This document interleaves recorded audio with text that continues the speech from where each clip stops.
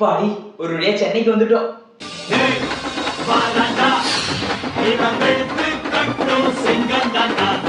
இது ஒரு பொன் மாலை பொழுது. யாரா இவன்? பெரிய ரவுடி மாதிரி நடந்துட்டு இருக்கான். ஜோக்கர் பாண்டா.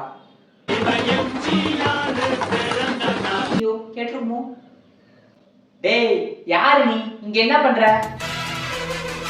அண்ணா என் பேரு மாணிக்கண்ணா. இங்க அண்ணாமலை மேன்ஷன்ல 108 ரூம் எங்கடா இருக்கு? இவன் என்னத்துக்கு நம்ம ரூமை கேட்குறான்? அங்க உனக்கு என்ன வேலை? அண்ணா மேன்ஷனோட ஓனர் அந்த ரூம்ல தங்க சொன்னாங்கண்ணா. ரூமா?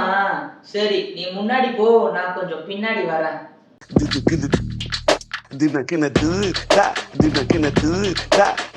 டேய் இதான் மேன்ஷன். இந்த மேன்ஷன் உள்ளதான் ரூம் இருக்கு. பை தி வே உன்கிட்ட ஒரு குட் நியூஸ் சொல்லணும். I am your roommate. ரூம்மேட்டா? Yeah another one good news for you.